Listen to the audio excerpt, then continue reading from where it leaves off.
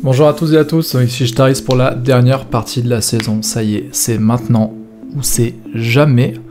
Donc soit on passe en N4 en gagnant ce match, soit on n'y va pas. Voilà. Donc l'équipe de Cray qui nous avait dit qu'il voulait pas jouer la montée, finalement elle nous envoie une équipe pour jouer. Et l'équipe, elle est pas là pour rigoler. Donc il va falloir qu'on se bouge les fesses et qu'on arrive à les passer.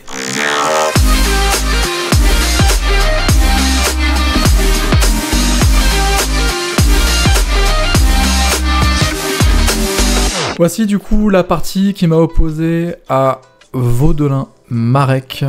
J'avais les noirs, voilà, j'avais les noirs, encore une fois n'est pas coutume, hein, n'est-ce pas? Et cette partie, elle va commencer par D4.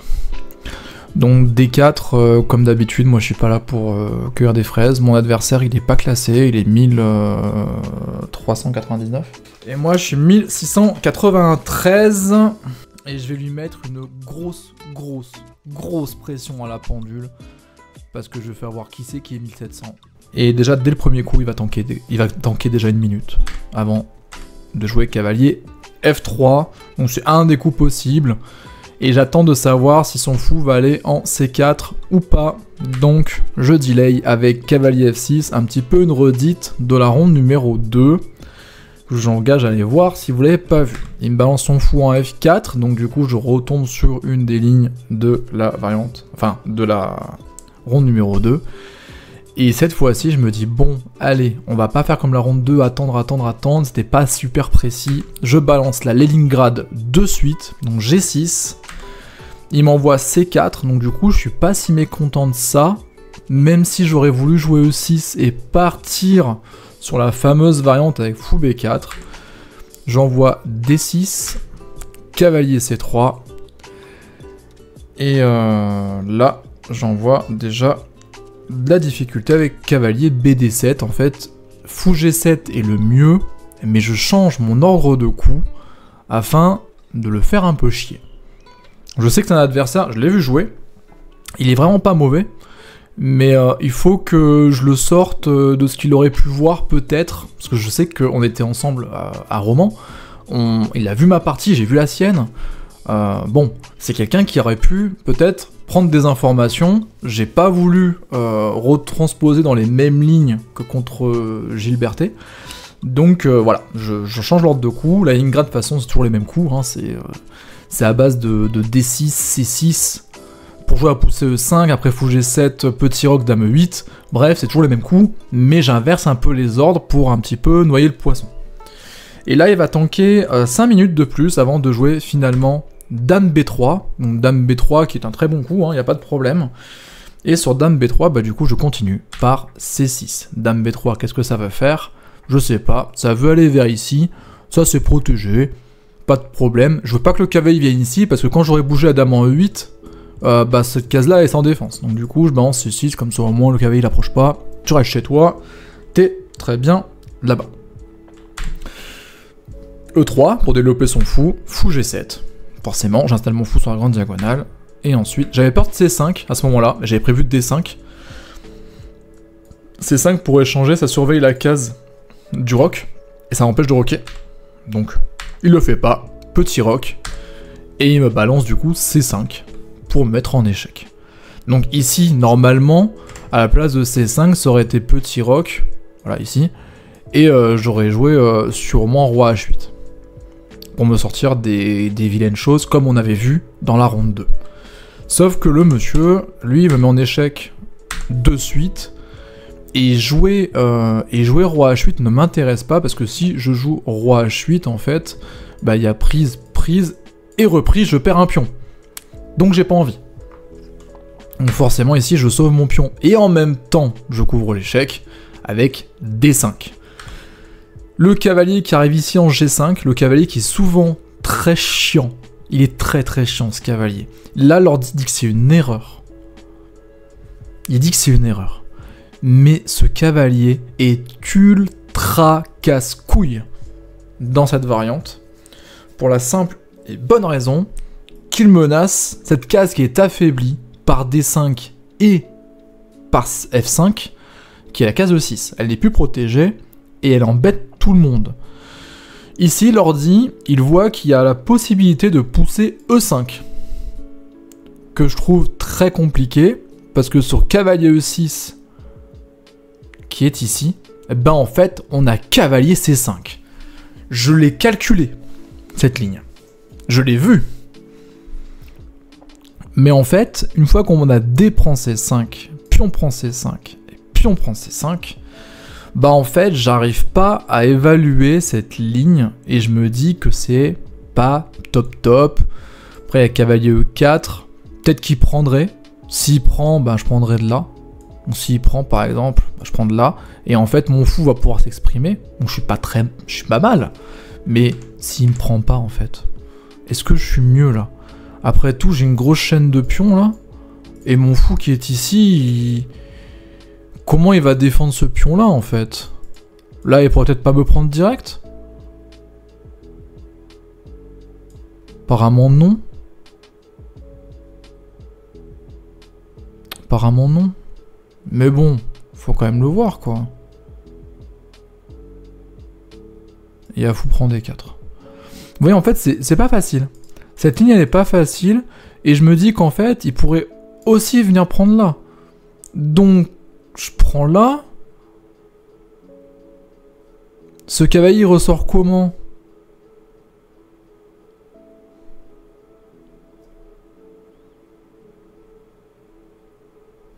Je sais pas. En fait, j'arrête le calcul là, je me dis, c'est tendu. C'est super tendu. Je me dis, bon, j'ai mis la pression, là, ça a changé de dame, comment je m'en sors, etc. Bon, ok, c'est pas si clair. S'il revient ici, bon, ben, il y a fou prend. Il y a pion prend. Ouah, c'est tendu, quoi. Ça, et je reviens. Et...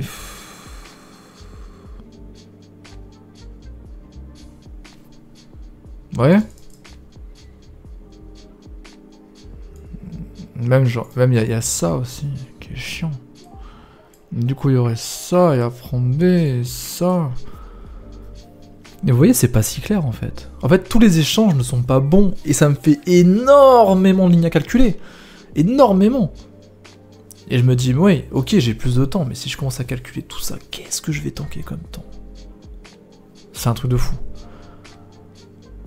Et donc, du coup, ici, je décide de pas pousser E5, qui est la meilleure ligne, mais il faut la voir.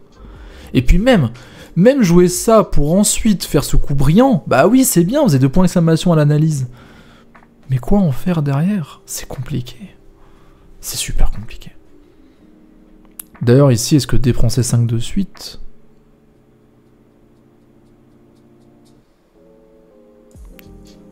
Vous prend E6. Ouais, bon. Bref, il faut le voir tout ça. Et je décide de ne pas pousser E5, mais de jouer un coup qui est annulant, qui a un aveu de faiblesse. Je décide de jouer cavalier B8. Cavalier B8, je vais reposter mon cavalier plus tard, mais maintenant, bah, j'ai le contrôle de la case, ce cavalier ne fait rien, il n'y a pas de problème, et je pousserai H6 pour l'envoyer se faire cueillir. Il se trouve à 4, très bonne ligne. J'avais pensé à A5, mais finalement j'opte pour H6, ce qui est très bien aussi. Cavalier F3 était celui que j'attendais. Cavalier H3 m'étonne beaucoup. D'ailleurs, on va en parler de ce coup. Mais bon. Et je rejoue mon cavalier BD7. Donc finalement, en fait, j'ai intercalé H6, il a intercalé A4. Et on se retrouve avec les cavaliers au même point, finalement. Sauf que lui, il l'a déplacé ailleurs. Là où j'ai pas compris, d'ailleurs. J'ai pas compris ce qu'il foutait là. Pour jouer F3. Bah alors là, F3... Je comprends rien à F3. J'ai rien compris à F3. Forcément, ben ici, il n'y a qu'un seul bon coup pour prendre l'avantage, c'est cavalier H5. Et je le trouve. D'ailleurs, cavalier H5 avec... Bah non, cavalier H5 selon l'ordi est la meilleure ligne. Mais il me gratifie que d'un. Ok.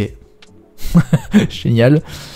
Un petit OK. Et c'est là où le début des emmerdes pour ce joueur va commencer. À l'analyse, il va me dire que bah, sur le papier, j'étais meilleur.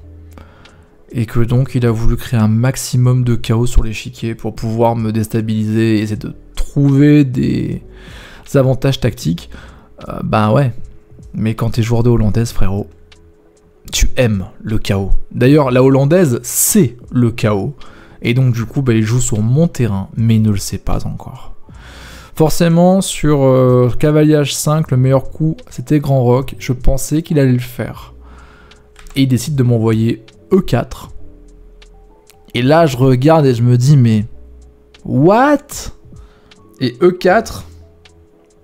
Déjà, cavalier G5... que j'avais noté sur ma partie... on voit ici que le cavalier G5, j'ai déjà mis... pardon. Ouais, au 10e coup, là. Au 10e coup, cavalier G5, j'ai déjà mis un petit point ici. Et en fait, juste derrière, sur E4, au 14e coup, j'ai mis un autre petit point, qui veut dire... Je pense que ça pue. Il me joue E5, E4, pardon, il lui reste 1 heure à la pendule, sur 1h30.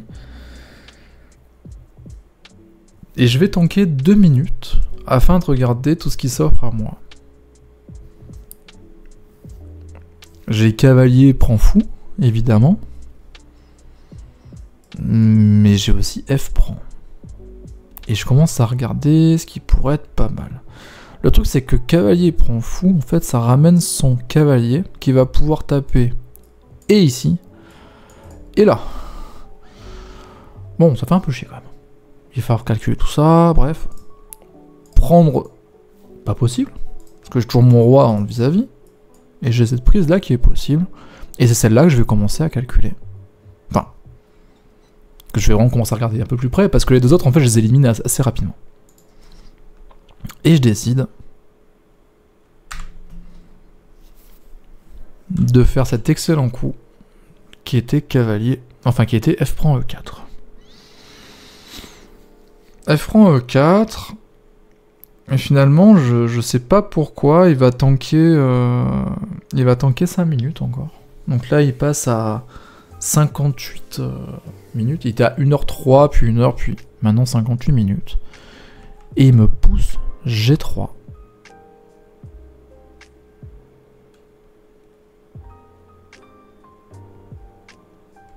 G3 dans l'idée où, s'il reprend en fait... Je prends ici, et s'il reprend, je reprends parce que maintenant la colonne est ouverte. Donc c'est pas idiot. C'est pas idiot, mais... N'y avait-il pas mieux? Il peut pas reprendre ici. Donc il protège. Et je décide de prendre, encore une fois. C'était pas le mieux. C'était pas forcément le mieux. L'ordi dit que oui, mais il me met toujours un pouce, donc peut-être qu'il y avait mieux, je sais pas. E5 apparemment. Après analyse, il me dit que c'est mieux, mais bon, E5, faut le voir encore. E5, j'ai mis beaucoup de temps à jouer dans la partie, d'ailleurs, c'était pas au meilleur moment que je vais le jouer. Fou prend F3, ici, je vais finalement prendre, parce que je me dis que matériellement parlant, je suis mieux. Et je vais ramener ce fameux cavalier sur une très bonne position, qui est F4. Et en fait, j'ai pensé à un truc, c'est que c'est maintenant que je pourrais jouer E5. E5 avec l'idée que s'il vient en fait en E6, ben je laisserai prendre la qualité, j'en ai pas besoin. Parce que sur cavalier E6, Dame E7, cavalier prend, pion prend, échec. J'ai une ligne directe sur le roi. Et je récupérerai ce cavalier. Et il faudra que le cavalier en F8 arrive à s'en tirer. Et ce qui n'est vraiment pas joué. Je prends un peu de temps. Je prends 5 minutes et je finis par jouer E5. Mon adversaire, tempo. Il envoie cavalier E6. Il me dira d'ailleurs, après à l'analyse, que c'était une erreur de jouer E5. Je lui dis que non, que je lui ai laissé. Il va être très étonné d'ailleurs. Je lui ai dit non, cavalier aussi, je te l'ai laissé, ça me dérange pas. C'est très courant en fait de laisser la qualité F8 dans la hollandaise. Je suis pas sûr que ce soit les meilleures dispositions. Parce qu'en fait, cavalier, enfin dame E7, c'est un coup manqué. Donc, c'était pas grave, mais il fallait faire ça bien. En fait, ici, c'était la même idée que lors du précédent coup brillant, que je n'ai pas vu cette fois. Je l'ai calculé, mais voilà, c'est qu'en fait, vous avez encore une fois, ce cavalier prend E5. C5 qui fonctionne. Parce que sur cavalier prend, vous avez tour prend ici, et finalement vous êtes très bien. Parce que la tour est libérée, le fou va se libérer, tout va jouer. Et sur cavalier prend D8, vous avez cavalier prend B3, attaque la tour. Et forcément, c'est plus la même mayonnaise, parce que même si le cavalier revient ici, bah vous avez fou prend, et il y a toujours ce double problème. Et là, encore une fois, j'ai sous-considéré la position. Parce qu'en vrai, j'ai vu ça, retour pour menacer, et en fait, j'ai oublié que la colonne était ouverte. J'ai sous-considéré la position. J'ai vu vite fait, mais je suis pas rentré précisément. Il aurait fallu que je le fasse. Il aurait vraiment fallu que je le fasse, quoi. Donc bref, voilà, encore une fois, j'ai pas été très précis. Mais c'est pas grave, c'est du calcul, ça va se... Voilà. Donc moi, j'ai joué dame E7, qui reste devant, quand même, hein, c'est pas si mal. Cavalier prend F8, normal. Et je joue, du coup, E prend D4, sur échec, qui va récupérer le cavalier, du coup, en C3 ou en F8. Donc finalement, je suis pas si mal. Je prends un pion, je prends un cavalier, je joue la position sur un roi qui n'est pas encore en train de roquer. Voilà. Ici, cavalier E4. Cavalier E4 était le mieux, parce qu'en fait, le pion, il est cloué. Donc le cavalier contrôle plus de cases. Néanmoins, je comprends que là, sur tout ce qu'il a calculé, c'est compliqué. Donc ici, je vais jouer un coup intermédiaire qui est pas dingue. Là, j'aurais dû reprendre avec le fou sur F8. J'aurais dû prendre ici. Et là, je vais compliquer encore la situation. Je vais jouer cavalier. Prend C5. Et en fait, ici, la position, elle est déjà annulante. Elle est déjà annulante. Il y a cavalier prend G6, qui attaque la dame, et qui la menace ensuite sur échec. Qui est pas cool. Mais je m'étais dit que sur ça, j'aurais juste à jouer la dame ici, et que je finirais par m'en sortir. Ou même, après ça, dame F6, du coup ça annule, hein, voilà, quand une occasion manquée. Mais vous avez aussi, dame prend E2, fou prend E2, cavalier prend ici, et on tombe sur un match nul. Donc, pas ouf mon calcul. Mon adversaire, il va jouer un coup que j'avais anticipé. Non pas parce que je le trouvais mauvais, mais parce que je le pensais logique. Et en fait, quand il va le jouer, l'ordi va pas du tout aimer. C'est dame prend A3. En fait, dame prend A3, pour moi, ça met un vis-à-vis. La dame est protégée, alors que la mienne non. C'est pas mon avantage. Mais j'ai fou prend F8 qui vient défendre ma dame et tout va bien. Ici, je vais interdire du coup, je vais limite interdire le roc. Et c'est cool. Mais pas comme j'avais prévu. Je pensais que l'adversaire, du coup, il ferait petit roc, mais bon, j'avais quand même pas mal de compensations sur petit roc. Mon adversaire, il fait grand roc. Et là, je me dis, what the fuck. Il me reste 1 heure à la pendule, mon adversaire 45 minutes. Donc on est à peu près pareil en termes de temps.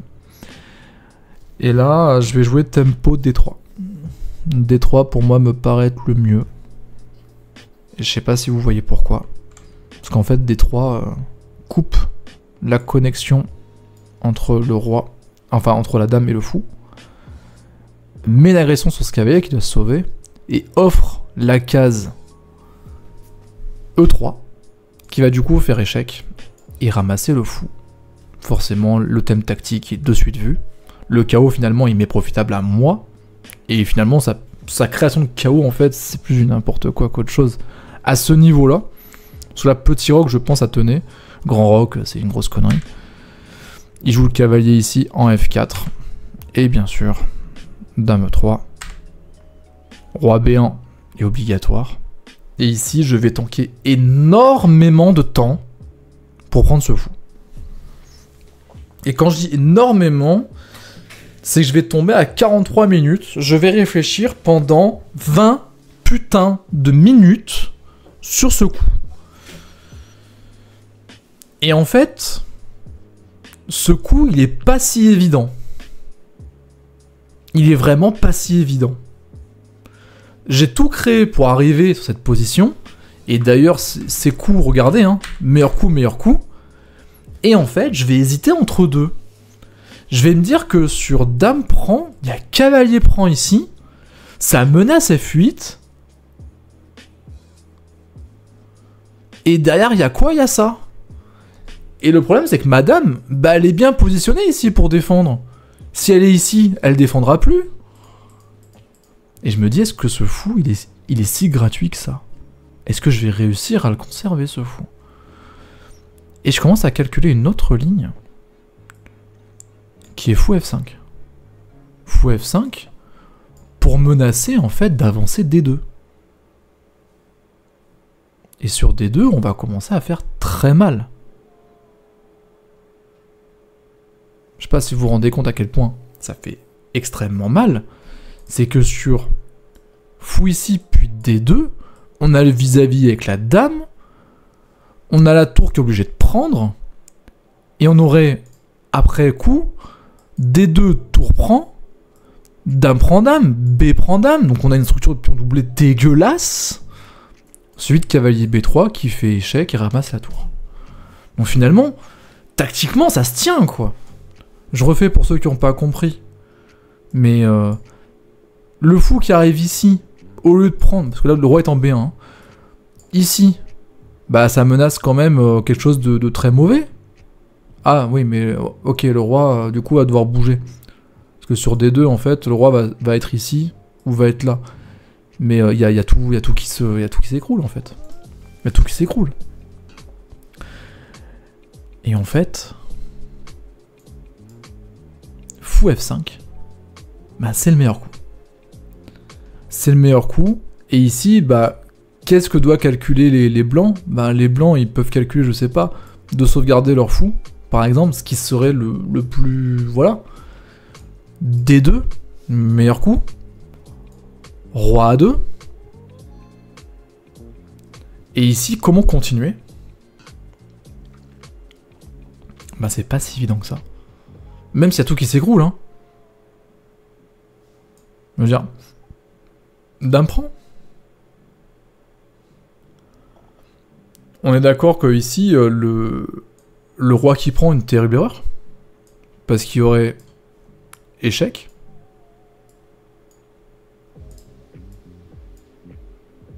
Roi bouge. Roi B3 ou roi ici. Je pense que roi B3 est mieux. Et je ramasse une tour.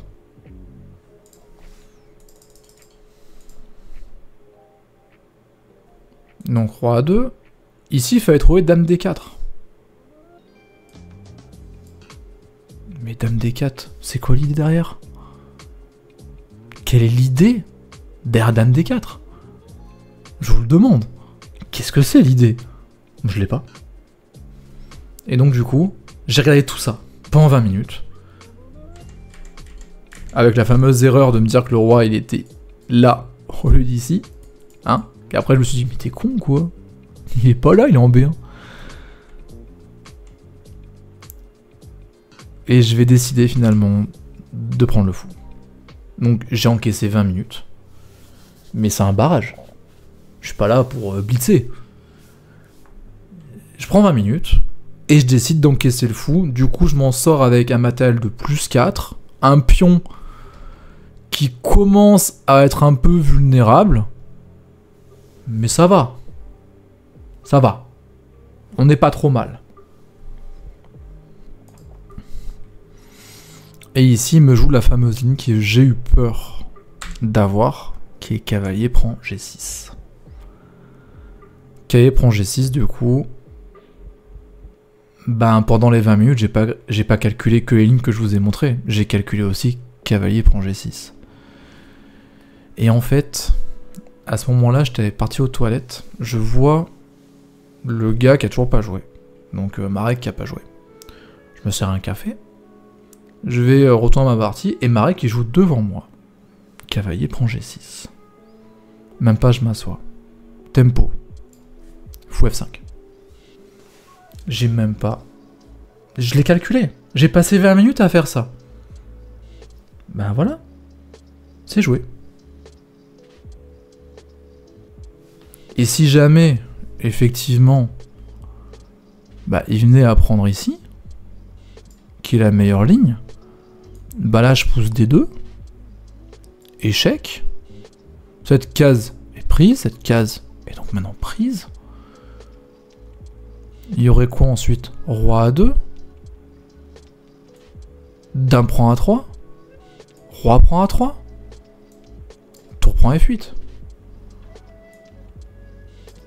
Et potentiellement, peut-être, Tour prend D2. J'ai rendu un peu de matériel, parce que ce fou, en fait, voilà, mais j'ai 2 pions d'avance, et je rentre dans une finale. Rentrer dans une finale avec une Hollandaise, avec un pion d'avance, ouais, bon, moyen. Mais là, je rentre dans une finale avec 2 pièces, 2 pièces pour la tour,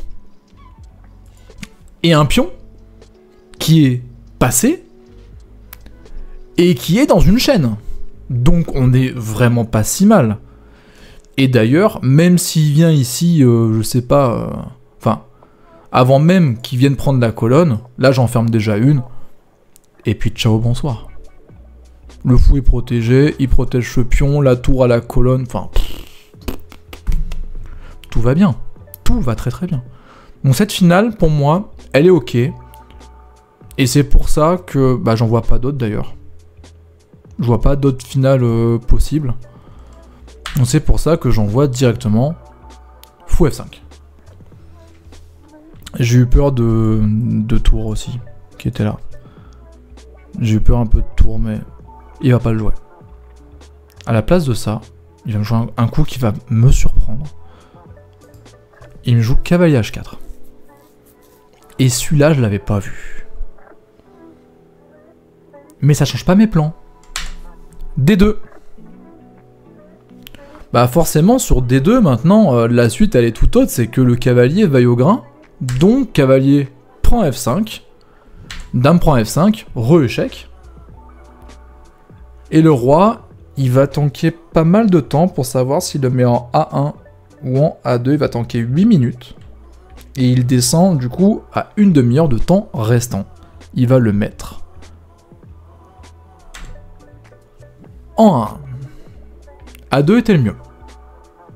Mais de toute façon, c'est la même merde. Bien sûr, tempo. Dame C2. Dame C2 qui, objectivement, est le meilleur coup. Il est légèrement derrière tour E8. Mais là, il faut qu'on mette la pression. Il faut mettre la pression. Et puis, ce pion-là, j'ai pas envie de le lâcher. Tour E8, c'est sympa, mais... Mon pion, là, j'ai pas envie de le rendre. Il va falloir qu'il se batte pour l'avoir, ce pion. Il me trouve la meilleure ligne. Dame C3. Et ici, je vais retanker du temps, parce que je sais pas ce que je veux jouer. Je commence à fatiguer. On est... là, on est tous les deux à une demi-heure. Alors, sur Roi 1, il est à 30 minutes restantes. Moi, il me reste 42 minutes après Dame C2. Et après Dame C3, je vais plus beaucoup marquer le temps. Je vais le marquer une seule reprise après. Mais ici, j'ai plusieurs options. J'ai dame prend H4, dame prend A4, qui est très très bon. Donc ça ferait dame prend A4, le roi est forcé de venir là quasiment. Hein. Et après, je me disais que j'avais peut-être dame E4, cavalier B3, cavalier E4. En fait, j'ai trop de lignes à calculer. Elles sont toutes bonnes, hein. Elles sont toutes bonnes. Mais j'ai trop de lignes à calculer. Et je me dis que si je commence à faire le con, imaginons là, je fais tour B4. Je fais cavalier E4 par exemple. Et si il me joue un truc comme ça par exemple, et qui va commencer à arriver dans des réseaux de perpètes là. Mais je suis défait s'il me fait perpète. S'il me fait perpète, je fais comment? J'ai pas envie. Et là, je commence à avoir des fantômes. C'est-à-dire que là, à ce moment-là de la partie, je me dis, attends, Ishta, t'es à +3. T'es à +3. T'es sur quelqu'un qui est moins bien classé. T'es fatigué. Il y a les dames sur l'échiquier. La plus grosse pièce attaquante. Ça commence à sentir le jambon, ton histoire. Parce que les probabilités de faire match nul sur une position comme ça, avec la dame qui arriverait ici, bon, même si j'ai encore mon fou noir, qui me garantit que ça devrait bien se passer, je me dis qu'avec pas de chance, je vais me retrouver dans des situations où je vais perdre du matos, et au final que ça va plus être très clair. Ma team va pas comprendre mon move, mais dans ma tête, il est évident, je suis à +3. La finale, je la gagne tous les jours. Et je décide de rentrer dedans. C'est pas le meilleur coup. Je le sais. Mais c'est pratique. Ce coup, il est pratique.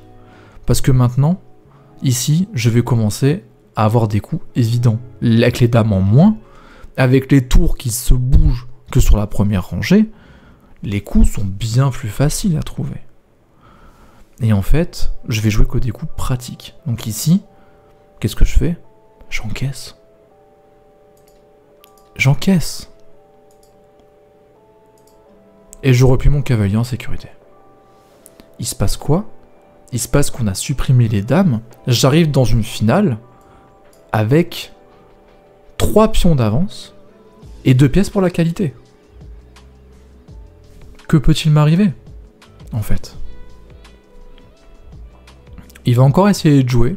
Là, j'ai trouvé ça un poil irrespectueux quand même. Mais on est sur un barrage de N4.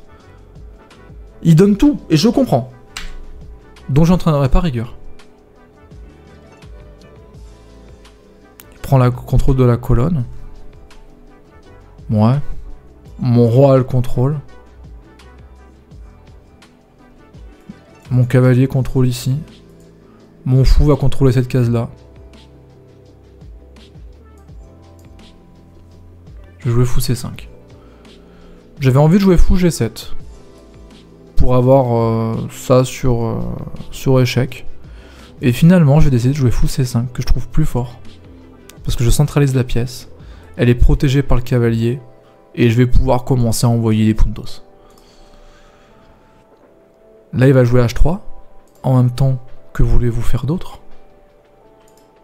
S'il double les tours, cavalier D2. Et c'est terminé. Donc, il va jouer H3. Et moi, je joue tour F8.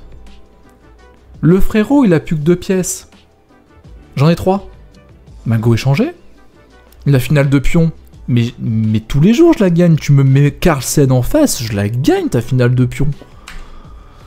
Et il décide de contre-attaquer sur la colonne B. B5. Mon plan était de pousser les pions, donc j'envoie B5. Il m'envoie G4. Tour F2. Et là je me dis, attends, la finale de pion, d'accord, mais là j'ai des thèmes de maths. Là le roi ici, il n'y en a plus. Il n'y a plus de cases. la tour ici, elle est bloquée. Bah, elle bloque le roi. Donc moi, je contrôle toute la ligne, et la tour empêche le roi de sortir. Le roi, il commence à manquer de cases, et cruellement. Il se libère une case. J'envoie B4. Les pions avancent.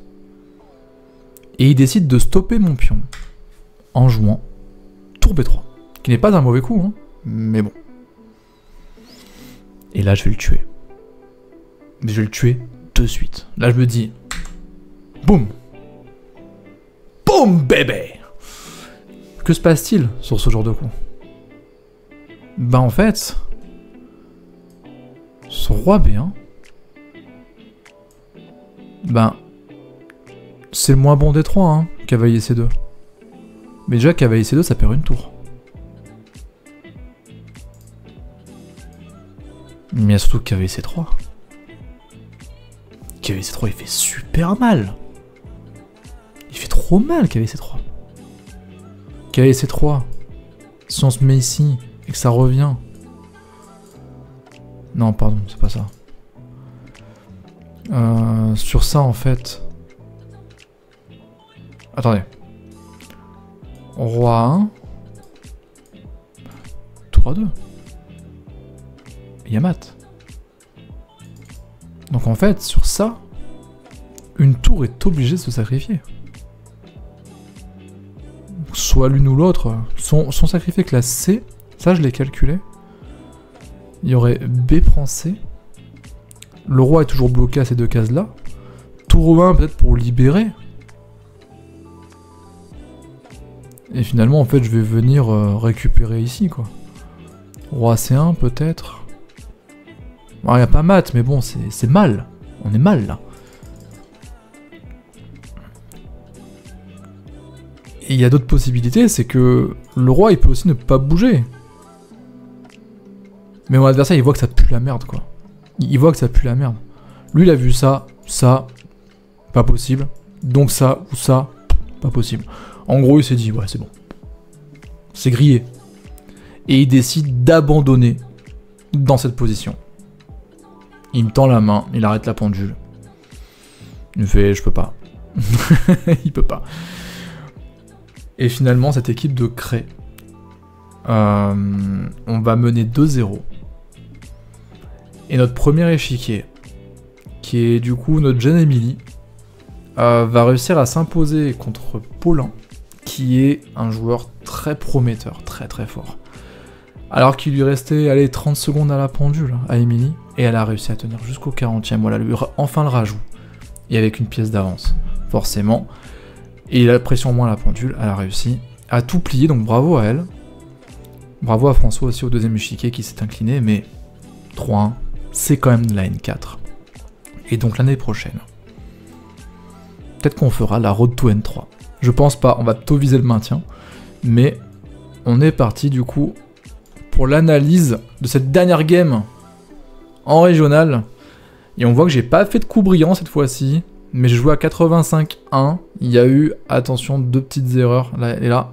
Donc on va aller les regarder. On va aller les regarder. Et en fait, ce cavalier prend C5 ici.